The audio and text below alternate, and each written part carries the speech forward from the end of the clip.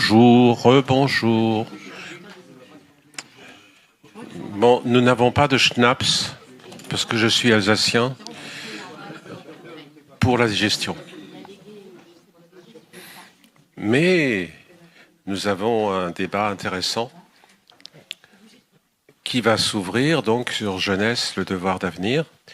Bonjour Pierre-Jean Andrieux. Alors, Pierre-Jean Andrieux aussi, c'est un compagnon de route par la prévention spécialisée. J'étais directeur du CNLAPS, avant responsable d'un service et éducateur de rue à Strasbourg. Et donc, Pierre-Jean, je peux te présenter comme ça. Tu as exercé des responsabilités au sein opérationnel et des fonctions de conseil au sein des services de l'État, au ministère des Affaires sociales, à la délégation interministérielle à l'insertion des jeunes, qui est issue du rapport Schwartz à l'époque. Tu as été délégué adjoint, puis délégué interministériel de 83 à 92. Et puis, travailler aussi au commissariat général au plan, dont on va parler dans un instant, et bien sûr aussi à la délégation interministérielle à la ville. Est-ce que je suis complet ? Ça va. Mais surtout, Pierre-Jean a été aussi président du Conseil technique de la prévention spécialisée, qui est un organe consultatif du ministère des Affaires sociales, donc aujourd'hui de la Santé, qui malheureusement a disparu des radars, comme un certain nombre de commissions qui réunissaient les partenaires au niveau des instances de l'État. Voilà. Alors, le rapport, si on avait souhaité que ce soit un petit peu au cœur de cet après-midi, c'est aussi une partie de l'histoire des politiques de la ville. Vous l'avez dehors sur les stands. À la fin des années 90, la question jeune est venue se réinscrire dans l'agenda politique. D'une part, à travers la prise de conscience des limites de la pensée publique, qui se résumait en quelques constats assez stérilisants. La jeunesse s'allonge, elle va mal quand elle est au chômage, elle fait mal quand elle crée de l'insécurité, et on a quasiment tout essayé. Voilà.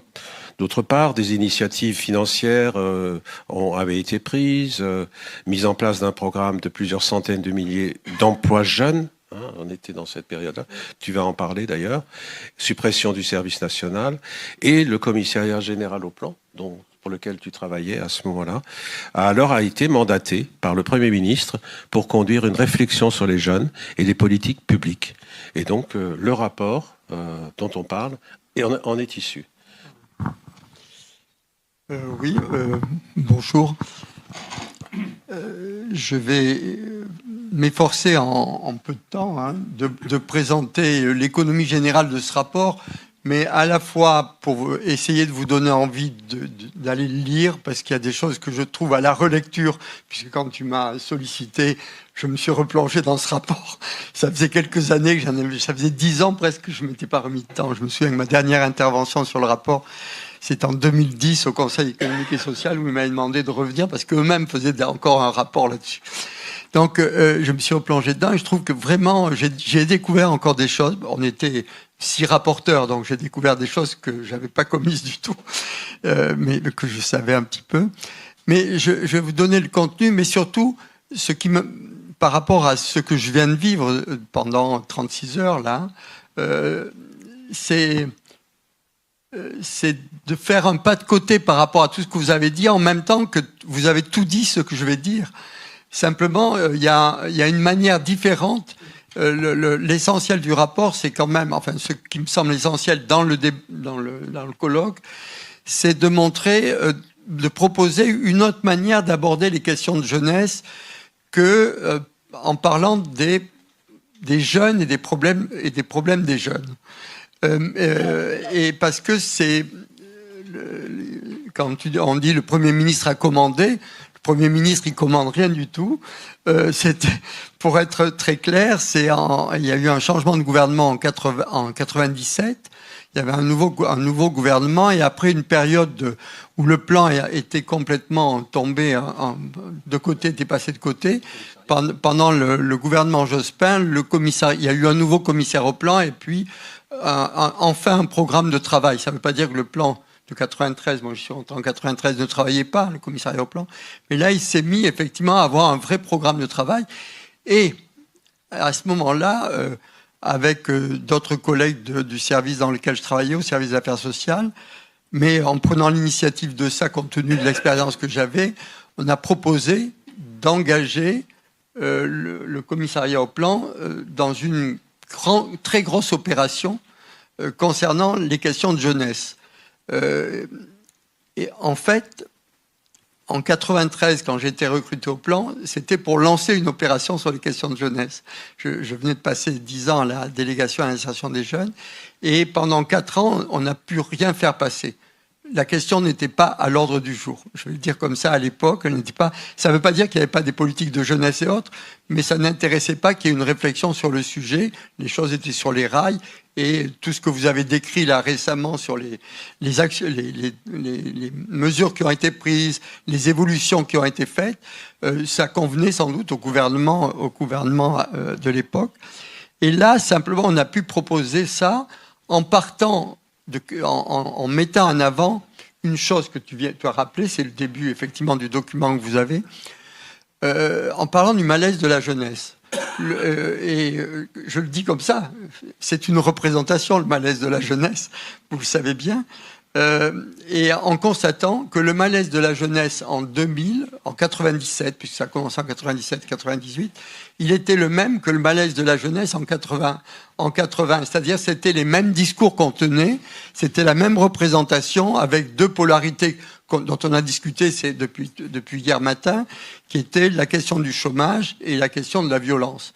C'est clair que la vision des jeunes, à partir du milieu, ça a été pointé, du milieu des années 70, bascule sur cette préoccupation-là. Et 75, ça a été cité comme une des dates importantes. En 75, c'est une rupture économique liée effectivement à la crise du pétrole, mais surtout au début d'une période de désindustrialisation qui va amener effectivement à une perte d'emploi et à des difficultés considérables pour les jeunes d'entrer sur le marché du travail. Et c'est à partir de là que, effectivement, la polarisation sur l'emploi et le chômage, la lutte contre le chômage va être très forte, et elle est couplée avec ce qui reste du passé, enfin des années antérieures, et ça, quand même la question de la violence. Mais du coup, faisant ce constat de la permanence d'une question sur 20 ans, alors même que dans ces 20 ans, il y avait eu un foisonnement de dispositifs qu'on a évoqué tout à l'heure et sur lequel je reviendrai, comment aborder les questions? Alors, pour aller très vite, du côté d'une partie de l'équipe au commissariat au plan, c'était l'idée d'engager une démarche d'évaluation des politiques publiques. Puisqu'il y a eu beaucoup de politiques publiques, il faut avancer dans l'évaluation de ces politiques, de ces dispositifs. Et il y avait eu d'ailleurs des rapports d'évaluation là-dessus, y compris spécialisés sur les jeunes les plus en difficulté. Il y avait eu un rapport d'évaluation des politiques publiques là-dessus. Et on a hésité à se lancer là-dedans parce qu'on savait déjà à peu près les résultats de tous les travaux d'évaluation. Qu'est-ce que c'est que les travaux d'évaluation? Et ça a été dit ce matin aussi. Les travaux d'évaluation des politiques publiques, je dis, c'est pas qu'est-ce que c'est en soi, mais si vous lisez des rapports, on constate que on regarde la politique, on constate qu'elle n'a pas atteint les objectifs, et on impute le fait qu'elle n'a pas atteint les objectifs, en général, au fait que les acteurs, ils sont pas très compétents, ils se coordonnent pas assez. Alors, en général, ça se traduit par des termes comme les objectifs sont insuffisamment bien définis, les acteurs se coordonnent mal, etc. Comme si dans des politiques publiques, on pouvait avoir des objectifs clairs. Il n'y a aucune politique publique qui peut afficher des objectifs clairs, comme si tout était dans la mise en œuvre. Et jamais on interroge, jamais, dans aucun des rapports, à quelques exceptions près d'évaluation de politique publique, jamais on interroge les fondements même de ces politiques publiques. C'est-à-dire la manière dont on fournit une représentation de la société qui va effectivement déterminer l'action qu'on va mener.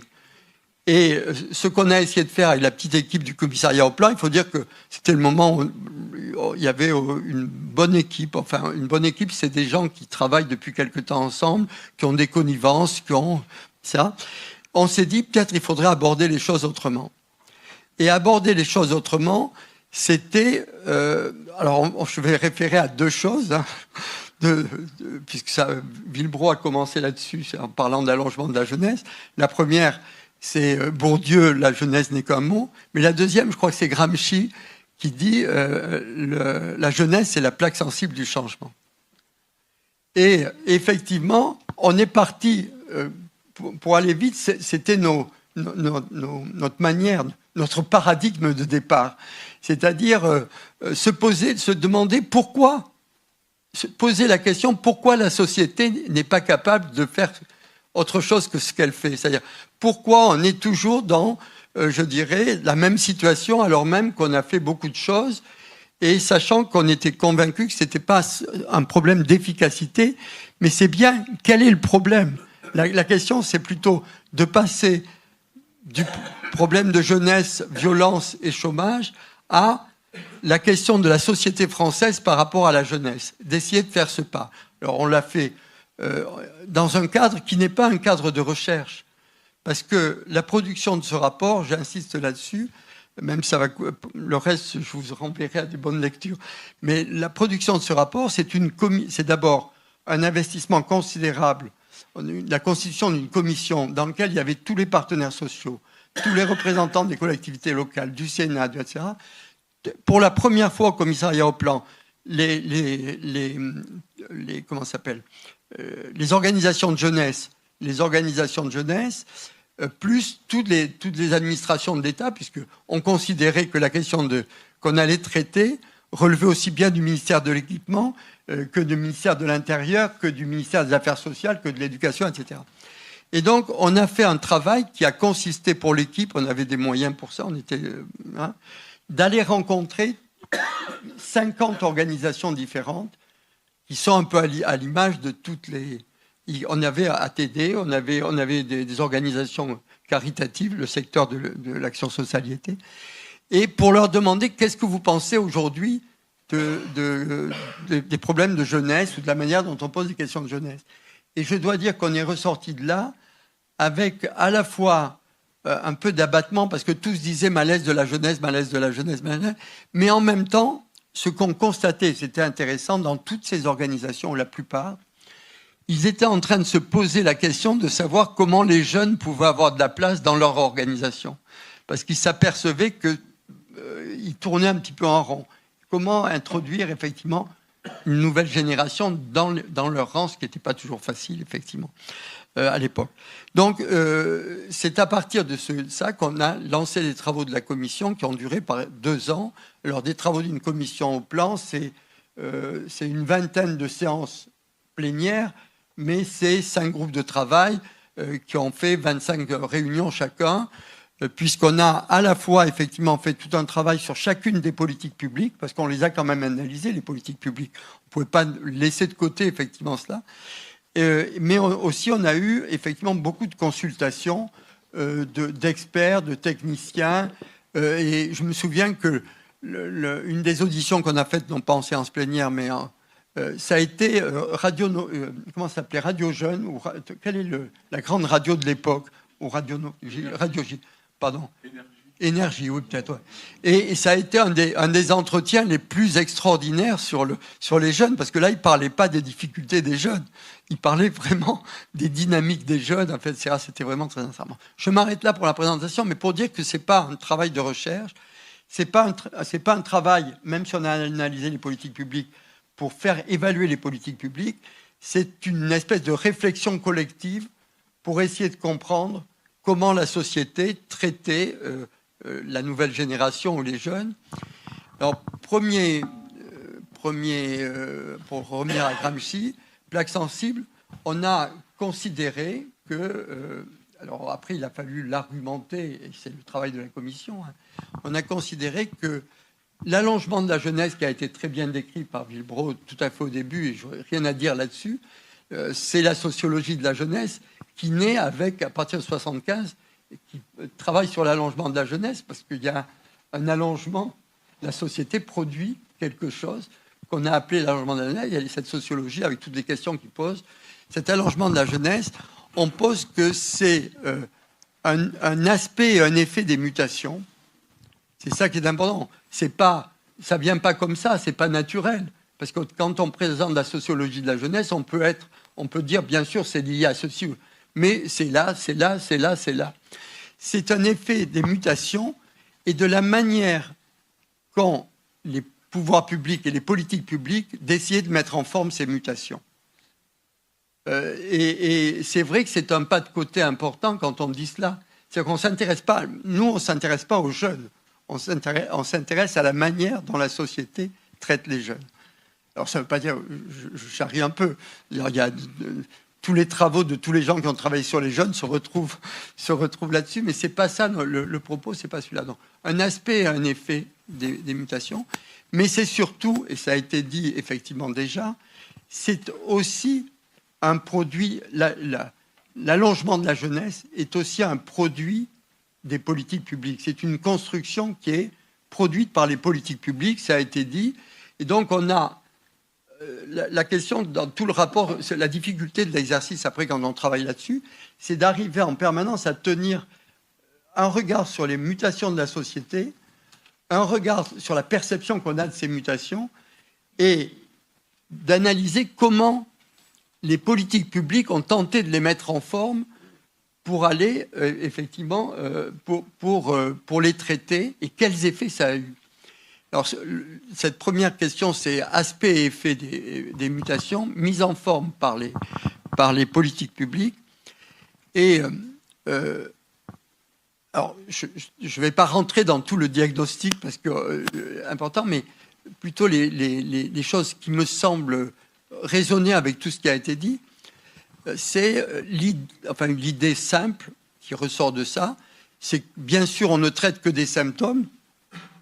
Et on ne se pose pas la question, effectivement, de ce qui fonde des phénomènes qu'on décrit, l'allongement de la jeunesse. Nous, là, on est venu interroger l'allongement de la jeunesse, non pas comme une évidence qui s'inscrit dans le sens de l'histoire, comme ça, mais comme une construction sociale, véritablement, liée notamment à la manière dont on traite. Alors, pour aller vite sur l'allongement de la jeunesse, on en a beaucoup parlé, Villeprand en a parlé, mais globalement, l'allongement de la jeunesse, c'est, quand on parle comme ça, on le naturalise un peu. C'est d'abord, effectivement, quelque chose qui est bien plus important que l'allongement de la jeunesse, c'est d'abord la massification de la jeunesse et la démocratisation. Je veux dire que, et quand on le dit comme ça, on s'aperçoit bien que là, on est dans la chose la plus positive qui a pu être faite à partir de 1945, c'est la massification scolaire avec ce qu'elle a apporté de transformation au niveau du niveau de qualification, de compétences, et de qualification notamment, mais aussi de compétences de l'ensemble des nouvelles générations, même s'il y a beaucoup de ratés, même si, etc. Mais globalement, c'est le premier. Et cet effort qui avait été engagé en 1945, à partir du chômage, il va être redoublé par des politiques qui sont les politiques d'insertion et de formation professionnelle et d'insertion et qui vont encore contribuer à l'allongement de la jeunesse. Donc, c'est le premier point. On voit bien que l'allongement de la jeunesse, c'est des décisions qui n'ont pas été prises qu'en France. On les retrouve dans à peu près tous les pays développés. Hein.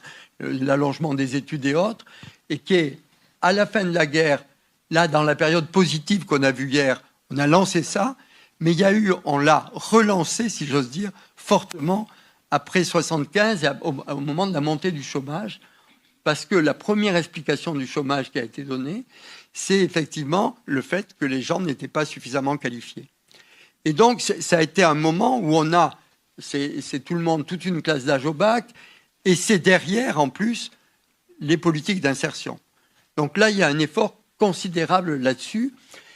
Et on arrive en 90 où on a déjà en grande partie rattrapé le retard, d'une certaine manière, en termes de qualification, il y a eu entre 75 et 90 des efforts importants. Et on a rattrapé le niveau des autres pays européens.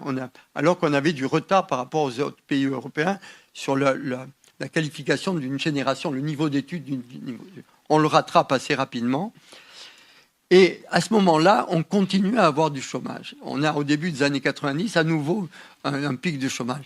Et là, par rapport à ce pic de chômage, on ne peut plus mettre en avant l'idée c'est la question de la qualification. Ça ne veut pas dire qu'il ne faut pas encore l'améliorer, mais on peut pas. Et on va là rentrer dans une analyse. Alors là, je parle toujours de représentation qui fonde ces dispositifs. Dans l'analyse, c'est dû effectivement. Il y a tout un discours qui se développe sur les jeunes, et pas sur les jeunes en difficulté, sur les jeunes en général. C'est qu'ils n'ont pas d'expérience, ils n'ont pas suffisamment d'expérience professionnelle, et leur productivité est insuffisante pour rentrer dans les entreprises. Donc, on va effectivement faire expérimenter aux jeunes ce qu'on appellera plus tard la flexibilité. Les politiques publiques. La jeunesse, quand je dis un aspect, un effet des mutations, ça a été le laboratoire de, je dirais, de la flexibilité. À travers, effectivement, des primes aux entreprises pour recruter, l'abaissement des charges sociales, bref, toute une série de démarches de ce type-là. Alors, il n'y a pas que du négatif, il y a eu des avancées, mais en même temps, on est quand même, la jeunesse, cette génération-là qui vient. Cette génération, c'est les enfants de la génération 68. Il ne faut pas oublier ça. On est dans cette généalogie, en quelque sorte. C'est les enfants de la génération 68 vont être ceux qui vont expérimenter la flexibilité.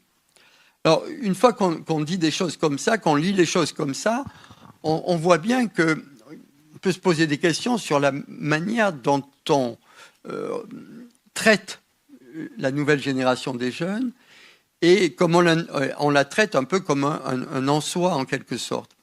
Et ce qu'on avait, en analysant les politiques publiques, on a mis en évidence qu'entre 80 et maintenant, il y a eu 3 grands processus qui ont contribué non seulement à l'allongement de la jeunesse, mais qui ont contribué aussi au sort qui leur est fait. Le premier, c'est la familialisation de la jeunesse. Dans toute cette période, pour faire face au chômage, les jeunes sont restés plus longtemps dans leur famille, bien sûr, et on a plutôt joué la carte de les rattacher encore plus à leur famille, puisqu'on a allongé la durée des prestations familiales, et on a renforcé l'idée de l'État. Le choix de l'État, c'est de renvoyer les jeunes, l'allongement de la jeunesse à la gestion par les familles, en grande partie. Ça, c'est la familialisation. Et deux autres, au-delà des prestations familiales qui sont accordées désormais, même si les jeunes, jusqu'à 21 ans, même si les jeunes ne poursuivent pas des études, on a 2 mesures. On supprime une allocation d'insertion qui était donnée, qui était un espèce de substitut au RMI pour les jeunes. On l'enlève en disant il y a suffisamment de mesures jeunes, voilà. Et puis, bien sûr, on n'avait pas donné le RMI. Donc, on a renvoyé vers la famille. Donc, cette familialisation va provoquer une grande dépendance des jeunes par rapport à leur famille et à la source de ce que vous avez dit les uns et les autres, d'inégalités considérables. C'est vraiment... Parce que l'inégalité, auparavant, elle était dans l'essor de chacun. À 14 ans, on rentrait au travail et les autres, les jeunes n'étaient que ceux qui faisaient des études, pour aller vite. Les jeunes, au-delà de la question adolescente, qui faisaient des études. Et là, on se retrouve, tout le monde va faire des études. Non seulement tout le monde va aller jusqu'au bac, 80% de classe d'âge au bac, mais tout le monde va aller dans les études supérieures. Or, on n'a rien changé au système d'accompagnement de ce processus-là. On reste avec les bourses scolaires, certes, les allocations familiales, mais on n'a rien touché de cela. Alors, le deuxième point, le deuxième aspect, c'est ce qu'on appelait l'institutionnalisation. C'est le fait qu'on a multiplié les dispositifs Et alors, pour prendre un exemple, pour donner des chiffres, là, un seul chiffre, en 75, moins de 25% des jeunes dépendaient des interventions de l'État. En 90 déjà, et en 2000, 75% des 15-25 ans étaient dans le champ des interventions de l'État. Soit parce qu'ils étaient à l'école et à l'université, soit parce qu'ils étaient dans des mesures d'insertion, soit parce qu'ils étaient dans des emplois aidés. C'est-à-dire qu'on se trouve dans une situation où les jeunes dépendent de plus en plus de leur famille et de plus en plus de l'État. Et c'est une interrogation importante. Je reviendrai sur le dernier point. Le dernier point, c'est effectivement ce qui a été dit, mais ce qu'on a appelé la naturalisation de la jeunesse. C'est tout simplement l'idée qu'on a créé une catégorie dans les politiques publiques, une catégorie jeune. Il y a des mesures jeunes dans tous les domaines, en matière d'emploi, en matière... enfin, on a des mesures jeunes, oui, beaucoup de mesures jeunes. Donc ça, c'est un premier schéma de la lecture qu'on avait derrière ça, de la lecture qu'on a eue. Alors, tout de suite, je vais sortir du rapport pour dire, mais est-ce que ça s'est passé partout comme ça? Après, je reviendrai sur les propositions du rapport. Et là, je vais me référer à un document que, pour ceux qui ne le connaîtraient pas, je vous invite à lire. C'est la thèse de Cécile Van de Velde. Cécile Van de Velde, c'est une sociologue qui a sorti en 2008 sa thèse, qui est un monument de sociologie d'intelligence. Je le dis comme ça, parce que c'est pas moi qui le dis. En le lisant, j'ai eu ce sentiment, mais elle a fait un travail, comment on devient adulte en Europe, en comparant 4 pays. Le Danemark, la France, l'Angleterre et l'Espagne. Alors, je vous cite ça parce que les comparaisons internationales mon vis-à-vis, là, en a fait beaucoup hier et aujourd'hui, un petit peu les comparaisons internationales, et c'est vraiment très, très éclairant, parce que ça montre que ça vient poser une question de quelque chose qui est très dur dans les cultures nationales, et que ça pèse beaucoup sur la manière dont on traite les jeunes. Cécile Van de Velde a fait un travail considérable. D'un côté, elle a analysé, à travers des statistiques européennes, les trajectoires des jeunes, les trajectoires des jeunes sur 5 ou 6 ans dans ces 4 pays européens. Elle a analysé les cadres sociaux qui organisaient ces trajectoires, c'est-à-dire le fonctionnement de la famille, l'éducation, l'école et l'État, et les politiques d'État. Et après, elle a fait dans chacun des pays des entretiens avec 60 jeunes sur comment vous devenez adulte, ou est-ce que vous êtes déjà adulte, ou est-ce que vous pensez que vous êtes adulte. Et elle a croisé c'est la bonne sociologie du traitement statistique très très sophistiqué avec effectivement des entretiens très très approfondis, et ça sur quelques années de suite. Elle a fait vraiment quelque chose de bien. Qu'est-ce qu'elle met alors? Je vais directement au résultat, mais c'est pour dire que c'est important. Elle dit, elle fait à partir de ces 4 pays, 4 idéotypes. Bien sûr, il faudrait rentrer dans beaucoup de nuances, mais elle dit qu'il y a un premier modèle qui est le modèle danois, où elle l'appelle le se trouver. C'est-à-dire le modèle danois, l'État a créé les conditions pour que les jeunes puissent vivre des expériences multiples dans des parcours sécurisés. En clair, c'est chaque jeune qui sort du système scolaire a un droit de tirage pour son éducation pendant 5 ans. 5 ans de droit de tirage, d'être financé, avoir une subvention, et pour certains, enfin, tous ont une base de subvention, et certains, dont les familles sont plus en difficulté, ont encore plus de subventions. Mais cette allocation, une allocation d'études, qu'ils peuvent utiliser à tout moment. C'est-à-dire qu'ils peuvent s'arrêter de travailler à un moment, aller à l'autre bout du monde, revenir, reprendre, etc. Donc on a un système qui crée les conditions pour que les gens, sans urgence, acquièrent une expérience qui n'est pas simplement une expérience de formation, mais aussi des expériences de vie. Et elle dit, là, il y a un modèle de passage à l'âge adulte qui est le temps, on laisse le temps aux jeunes de se trouver. Les Anglais, c'est l'opposé de ça. Les Anglais, la culture anglaise, et dans la période, ça a résisté complètement, c'est le plus tôt, il faut partir de sa famille le plus tôt, et il faut être indépendant financièrement. Ça vaut pour toutes les catégories sociales. Alors après, ça se gère différemment, bien sûr, mais ça vaut pour toutes les catégories sociales. Et là, on a une indépendance très vite. On doit aller à une indépendance très vite, avec la préoccupation de trouver un job pour devenir indépendant et sortir très vite de sa famille. Le troisième, c'est le modèle français. On le voit, elle l'appelle, c'est intéressant, se placer. C'est-à-dire que c'est la course, les études longues, le diplôme, et puis essayer de trouver une place, de rentrer dans l'emploi. Ça prend du temps, mais on a cette préoccupation. Et puis le quatrième modèle, c'est le modèle espagnol. Et le modèle espagnol, il est vraiment très différent, puisque les Espagnols et les Italiens, entre 90 et 2000, en 90, 20% des jeunes à 30 ans étaient encore dans leur famille. En 2000, 50% dans les deux pays étaient encore dans leur famille. En 2000. Parce que derrière ça, on ne sort pas de sa famille tant qu'on n'a pas un emploi, qu'on n'a pas pu acheter un logement et se marier. Mais avant, on est autonome, mais complètement dans la famille. Complètement pris dans la famille. 50% des 30 ans dans leur famille en 2000. Alors, ça veut dire quoi? Ça veut dire que derrière ça pose la question des cultures qu'on a. Comment les cultures viennent structurer la manière dont on gère les mutations. Parce que derrière, il y a des mutations. Rapidement, j'ai évoqué le système productif qui se transforme beaucoup, mais il n'y a pas que le système productif qui se transforme. Tout n'est pas lié à l'emploi. Ça a été dit par certains. C'est aussi ce que Dominique Charvet appelle l'aspiration démocratique qui amène effectivement aux nouvelles formes d'humanisme singulariste que vous connaissez sans doute.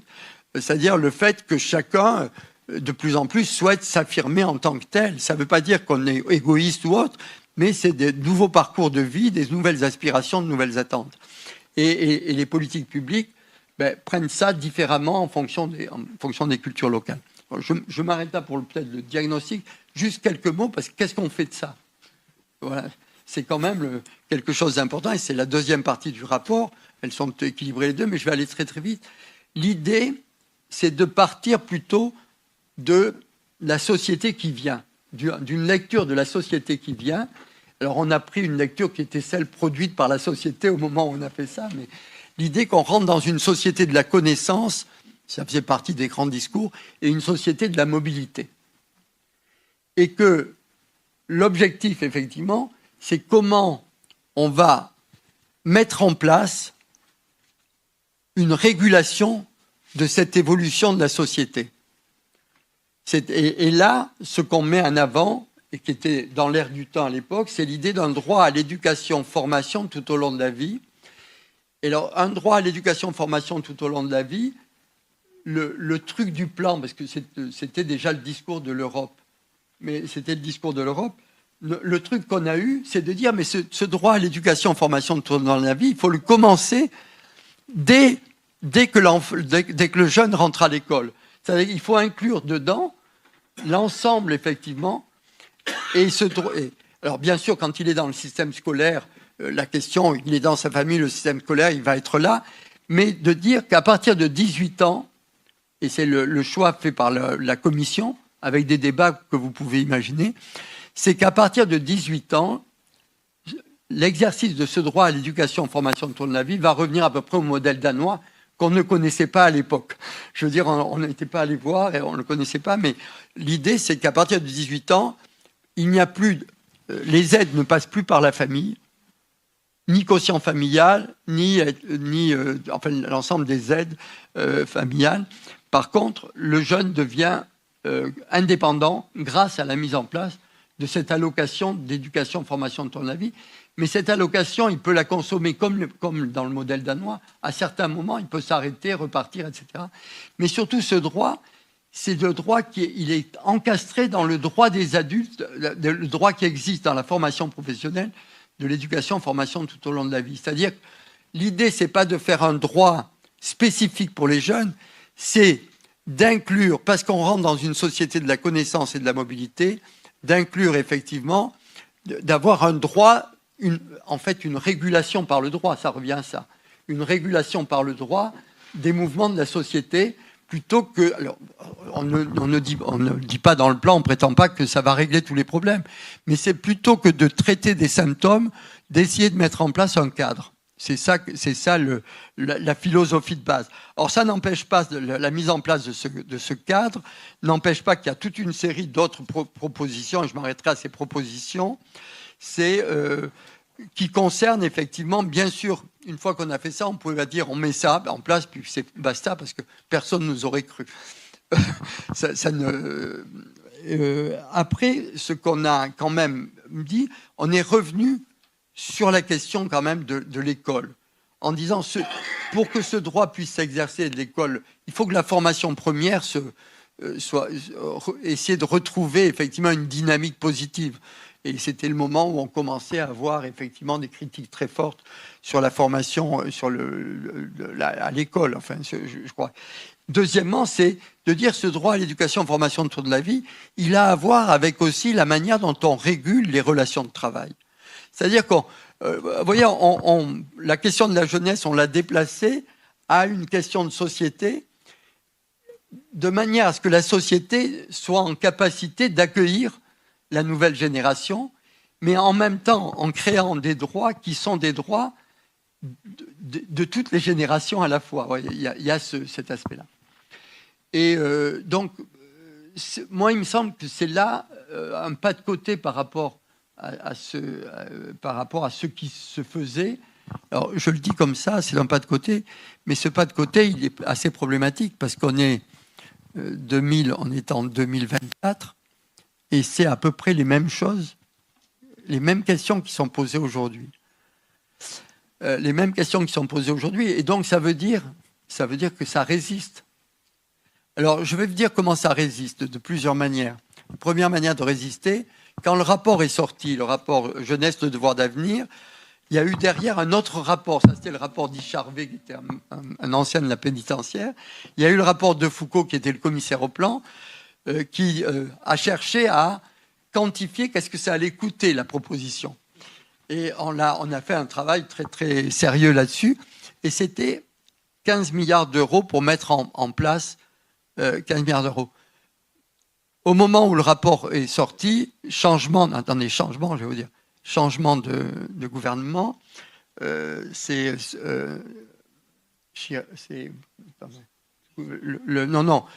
la fin du gouvernement Jospin. Qui c'est le Premier ministre? Ça va être Villepin, je crois d'ailleurs. C'est Villepin. Et puis, voilà.